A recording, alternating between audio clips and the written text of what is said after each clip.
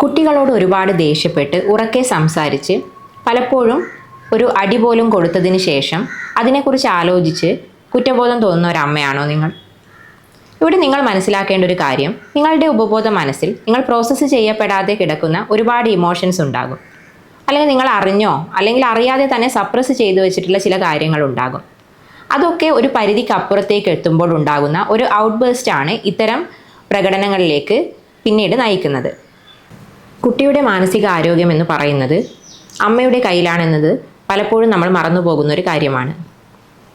ഇത്തരത്തിൽ ഔട്ട്ബേസ്റ്റ് ആയിട്ട് നമ്മൾ പെരുമാറുന്ന പല പെരുമാറ്റങ്ങളും കുട്ടിയെ പല തരത്തിലാണ് ബാധിക്കുന്നത്. ആദ്യമായിട്ട് കുട്ടിക്ക് പലപ്പോഴും തോന്നുന്നത് എൻ്റെ ഒരു പെരുമാറ്റമാണ് അമ്മയുടെ ഇത്തരം ബുദ്ധിമുട്ടുകൾക്ക് കാരണമായി തീരുന്നത് തുടങ്ങിയ കാര്യങ്ങൾ മനസ്സിലേക്ക് വരുമ്പോൾ അവർ സ്വാഭാവികമായും ഒരു സെൽഫ് കോൺഫിഡൻസ് കുറയുന്ന അവസ്ഥയിലേക്കും എല്ലാത്തിൽ നിന്നും ഒരു ഒതുങ്ങിപ്പോകുന്ന അവസ്ഥയിലേക്കും മാറും. കൂടാതെ ഇത്തരത്തിലാണ് ഒരു പ്രശ്നത്തെ കൈകാര്യം ചെയ്യേണ്ടത്. അമ്മ ഇത്രയും ശബ്ദത്തിൽ സംസാരിക്കുന്നു. അപ്പോൾ അങ്ങനെ ഒരു സിറ്റുവേഷൻസിലേക്ക് വരുമ്പോൾ ഈ ഒരു ക്യാരക്ടർ അവർ മിമിക്ക് ചെയ്യാനുള്ള സാധ്യതയും വളരെ കൂടുതലാണ്. കുട്ടികളിൽ ഉണ്ടാകുന്ന പെരുമാറ്റ വൈകല്യങ്ങൾ അല്ലെങ്കിൽ അവരുടെ പഠന സംബന്ധമായ ബുദ്ധിമുട്ടുകൾ, ഇത്തരം പ്രശ്നങ്ങളുമായി സ്മൃതി മെഡിറ്റേഷന് വരുന്ന പല കുട്ടികളോടും നമ്മൾ സംസാരിച്ച് കഴിയുമ്പോൾ മനസ്സിലാക്കുന്ന ഒരു കാര്യം, അവരുടെ എല്ലാ പ്രശ്നത്തിനും കാരണം പലപ്പോഴും അവരുടെ പാരൻസ് ആയിരിക്കും. അവരുടെ ഒരു ഇമോഷണൽ ഇംബാലൻസ് അല്ലെങ്കിൽ അവരുടെ ഇമോഷൻസിനെ വേണ്ട രീതിയിൽ കൈകാര്യം ചെയ്യാത്തതായിരിക്കും കുട്ടിയിലേക്കുള്ള പ്രശ്നത്തിന് കാരണമായി തീർന്നത്. കഴിഞ്ഞ ദിവസം വന്നൊരു കുട്ടി, ആ കുട്ടി നന്നായി പഠിക്കുന്നൊരു കുട്ടിയായിരുന്നു.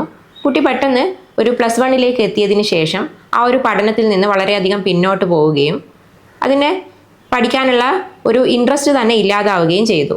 ഈ ഒരു പ്രശ്നം പരിഹരിക്കാനാണ് അവർ വന്നത്. കുട്ടിയോട് ചോദിച്ച് മനസ്സിലാക്കിയപ്പോൾ ഈ അമ്മ കുട്ടിക്ക് കൊടുക്കുന്ന ഒരു പ്രഷറാണ് കുട്ടിക്ക് പഠിക്കാനുള്ള ആ ഒരു താല്പര്യം തന്നെ ഇല്ലാതാക്കിയതെന്ന് നമുക്ക് മനസ്സിലാക്കാൻ കഴിഞ്ഞു. ഇതിൻ്റെ ഭാഗമായി അമ്മയ്ക്ക് സ്മൃതി മെഡിറ്റേഷൻ നൽകുകയും അതിനുശേഷം അമ്മ പറഞ്ഞൊരു കാര്യമുണ്ട്. +2 വരെ നന്നായി പഠിക്കുമായിരുന്നു അമ്മ.